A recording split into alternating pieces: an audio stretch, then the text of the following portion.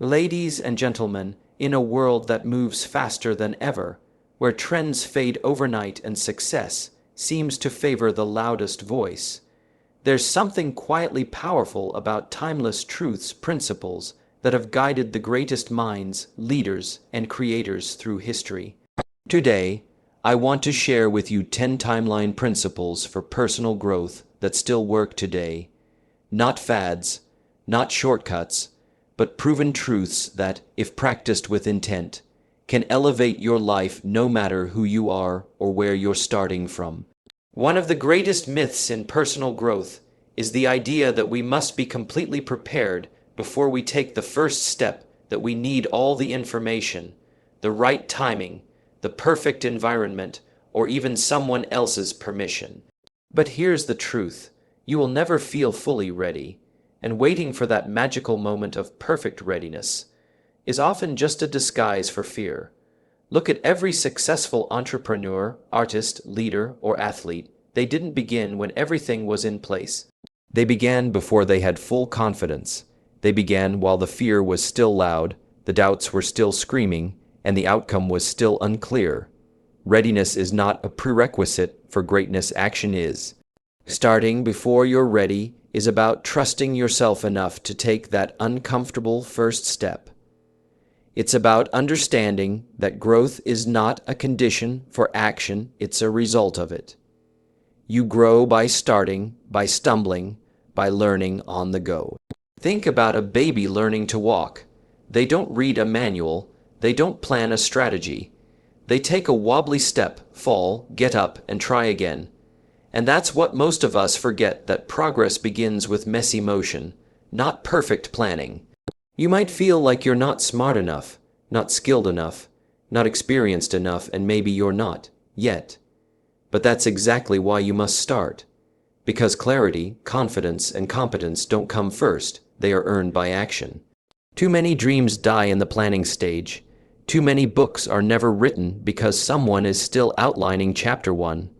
Too many businesses stay in notebooks because someone's still perfecting the idea. But those who achieve, they move. They step forward even when the path is foggy, because they know the most powerful truth in personal growth. The moment you start, the game changes. When you begin, when you finally put that idea into motion, you shift from imagination to reality. Doors open, opportunities emerge, you learn faster, evolve quicker, and gain momentum. The universe doesn't reward hesitation. It rewards motion. So stop waiting for certainty.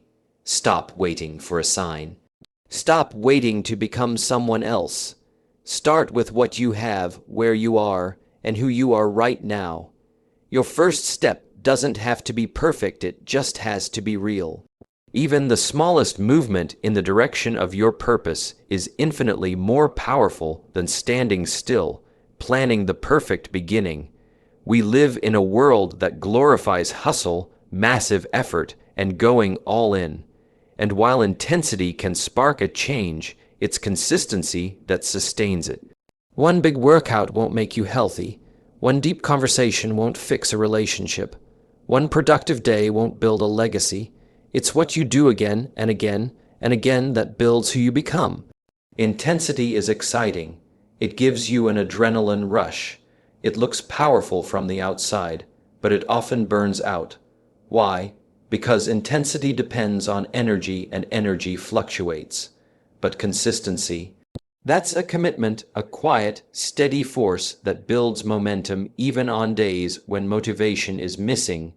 Look at a sculptor shaping stone. They don't slam the hammer once and expect a masterpiece. They chip away, little by little, every day. That's what consistency looks like. Small, repeated action that eventually reveals something extraordinary. It's not flashy. It's not viral, but it's transformational. The people we admire most, the authors, athletes, innovators, or leaders, didn't achieve greatness through occasional bursts of effort. They achieved it by showing up when it wasn't fun, practicing when no one was watching, improving even when they were already good. Because they understood something simple but powerful. Results don't come from what you do occasionally.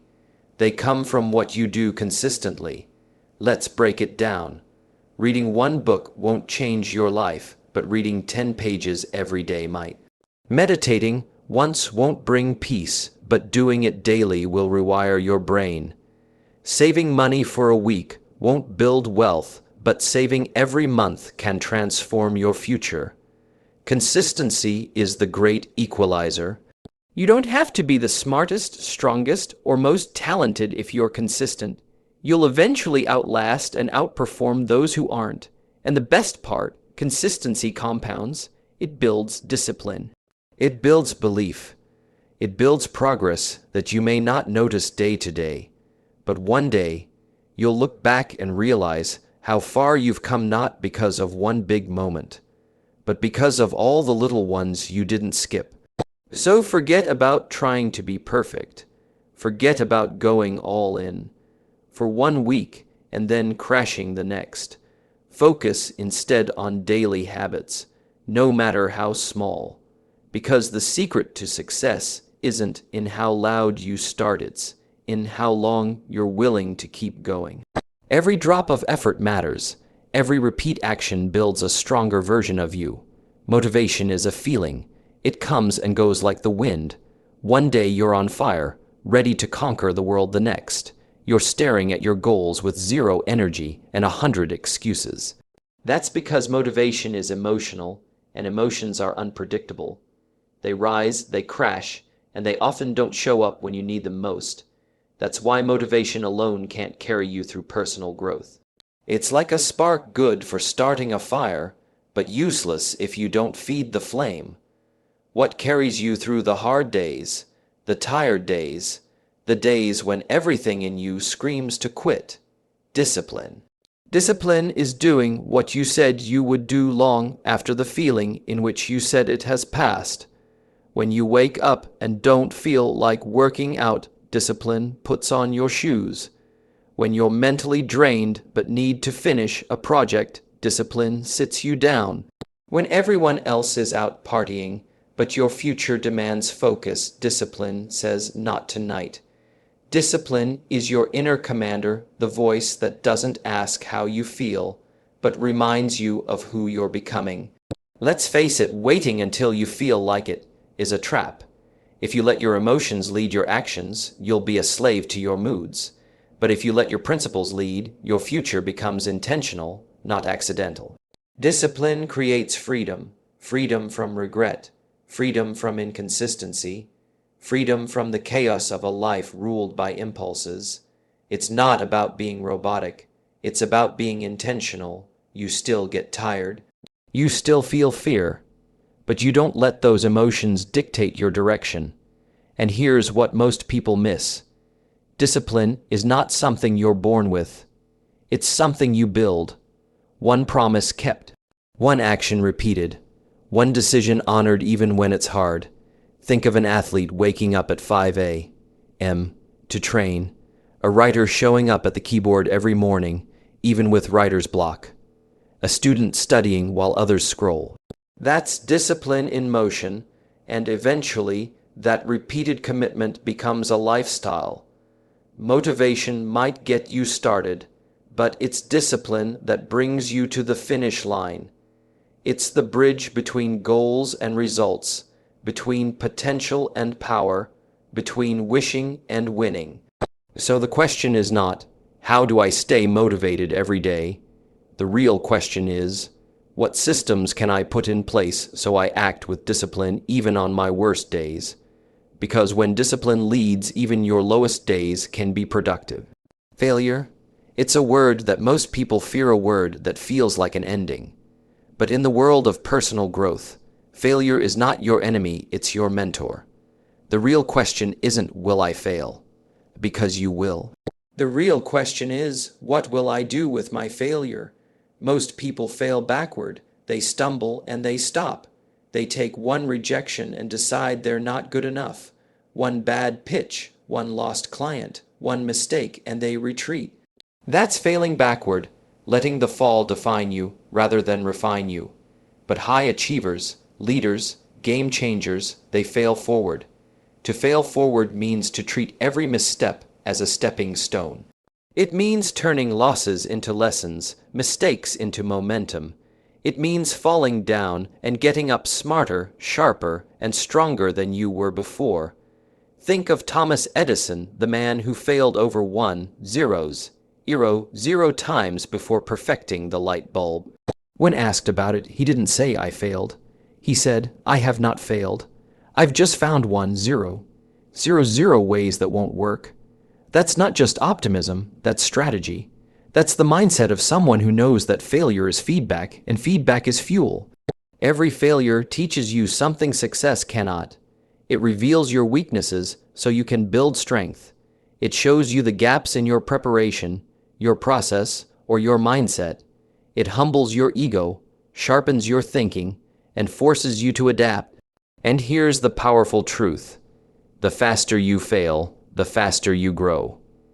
Not because failure feels good, but because it speeds up learning. Athletes review game footage of their worst performances to improve. Entrepreneurs analyze failed launches to discover what the market really wants. Speakers, artists, leaders, they all study the moments that didn't work, so the next ones can. When you fail forward, failure becomes part of the plan. It doesn't shake your identity, it strengthens it. It doesn't close doors, it opens new ones by showing you where not to waste your time. But failing forward isn't passive. It requires courage. Courage to face discomfort. Courage to try again. Courage to keep showing up even after the fall. Because personal growth is not about never falling. It's about how fast you get back up and how far you reach after you rise. So embrace the fall. Study the bruise, use the pain, because every fall forward pushes you one step closer to the future you're building. Your mind is not just a place where thoughts happen, it's the command center of your entire life. It filters what you see, how you feel, and what you believe is possible. And here's the timeless truth. You don't see the world as it is, you see the world as you are. If your mindset is full of limitations, you'll walk through life surrounded by invisible walls. But if your mindset is rooted in growth, possibility, and purpose, suddenly, even setbacks become scenery on the road to something greater. Your mindset builds your inner reality, and that inner reality eventually shapes your outer world.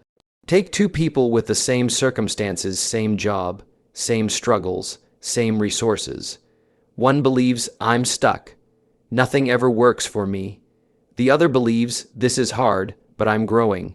There's something in here for me to learn." Same situation, different mindset, and within months or even weeks, their outcomes are no longer equal. One spirals, the other rises, because the story you tell yourself becomes the life you live.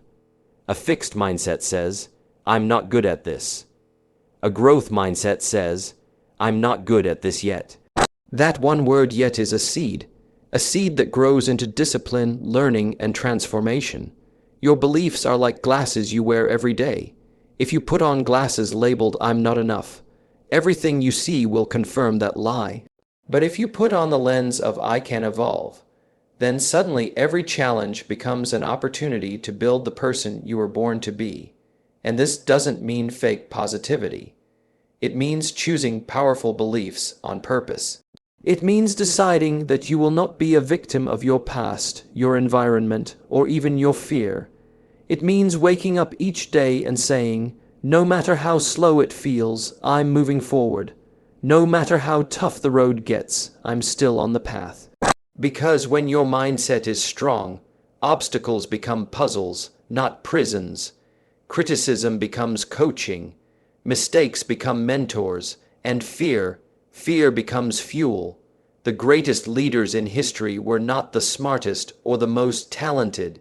They were simply those who refused to believe the lie that where they were is where they had to stay.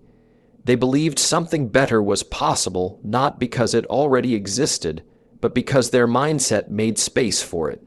So if you want to change your life, You have to start by changing the way you think.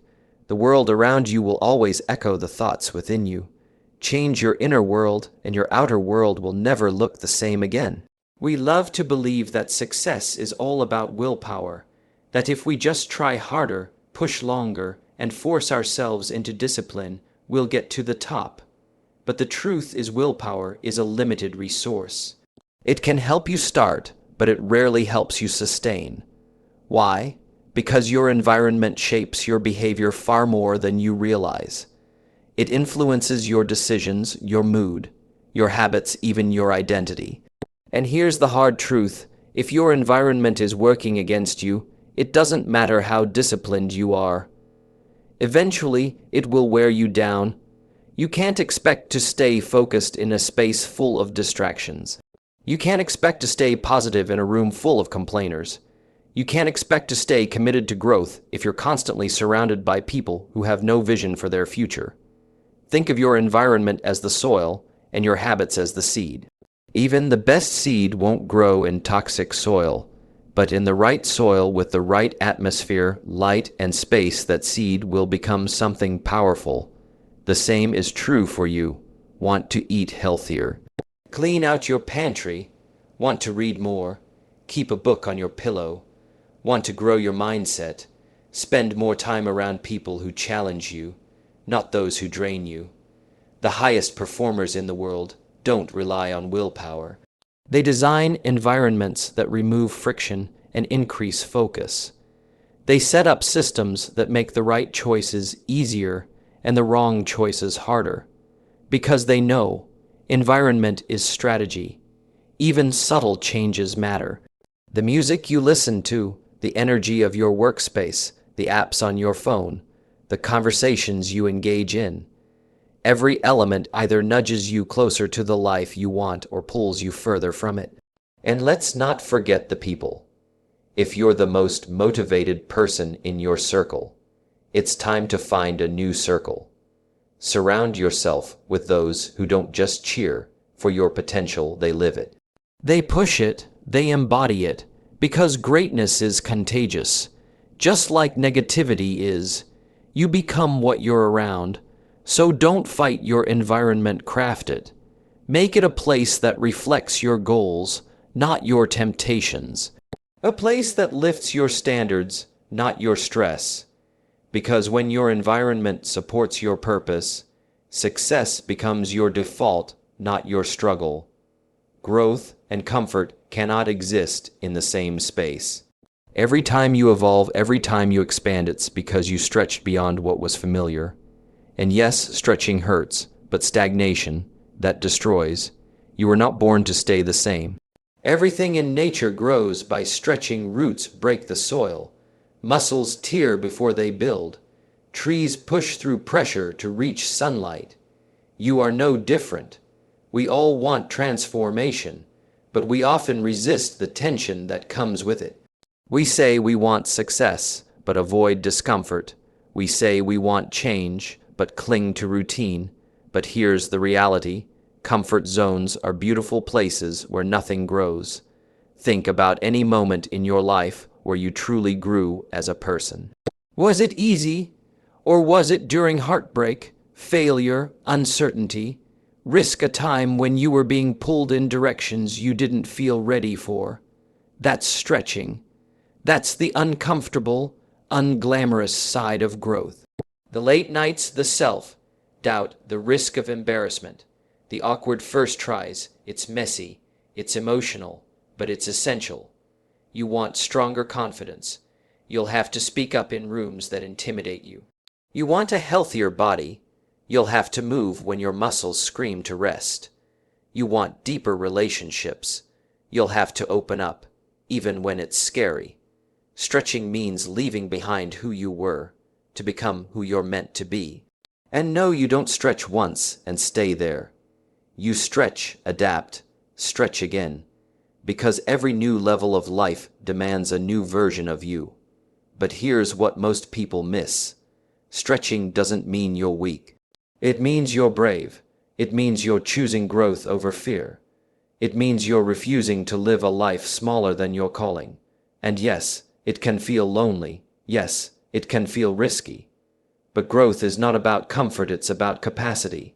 It's about becoming the person who can handle bigger visions, harder battles, deeper purpose. So if things feel hard right now, maybe you're not breaking, maybe you're stretching. And the more you stretch, the more space you create within yourself, space for strength, space for wisdom, space for the life you've always dreamed of. You cannot hit a target you cannot see. You cannot chase a dream you haven't defined. You cannot build a future that you haven't first envisioned. Clarity is power.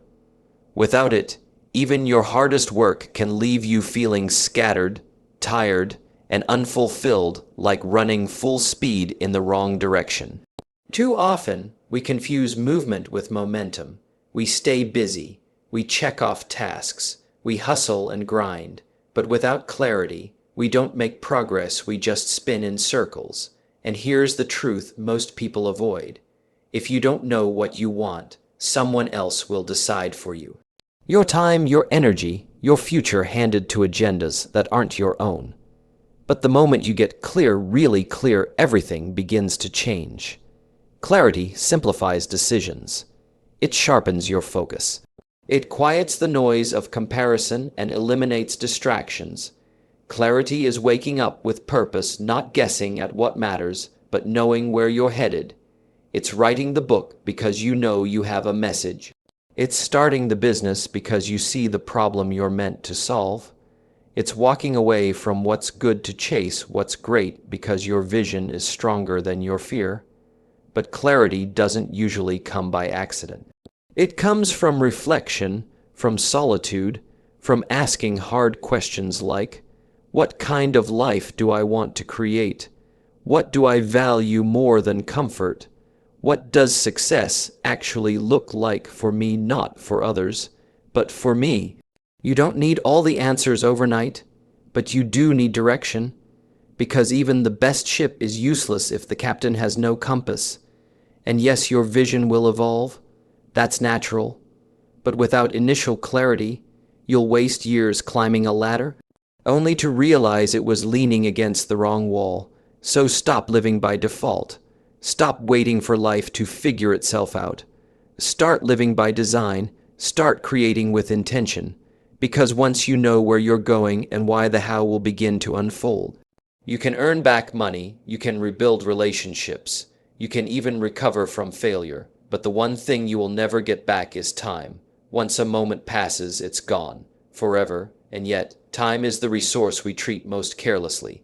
We waste hours on things that don't grow us, entertain us, or nourish us.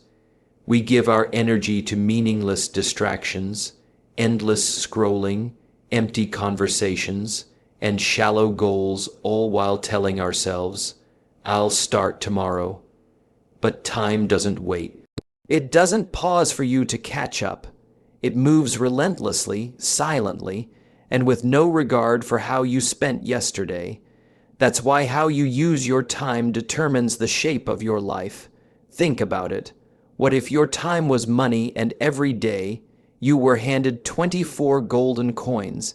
Each hour you must spend one. You can invest them wisely on your dreams, your health, your relationships, or you can toss them away on distractions, drama, or delay. Either way, by midnight, they're gone. The only question is, did you spend them in a way that moves you closer to the life you truly want? And this isn't about being busy, it's about being intentional. Some people spend their lives hustling, grinding, saying yes to everything, and still feel unfulfilled. Because being busy doesn't equal being productive. It's not about filling your schedule, it's about aligning your time with your values. If you say health matters, how much time are you investing in it? If your dream matters, how many minutes a day are you working toward it? If family matters, are you present when you're with them or just physically nearby, mentally elsewhere? Every minute is a decision. Every hour is an investment, and what you invest in will multiply or decay. The most successful people on earth don't have more time than you. They just treat their time differently. They guard it. They protect it. They direct it because they know your future is built in your present 1 hour at a time. What you do with your time today determines what kind of life you'll wake up in tomorrow. So ask yourself, what's stealing your time? What's distracting you from what truly matters?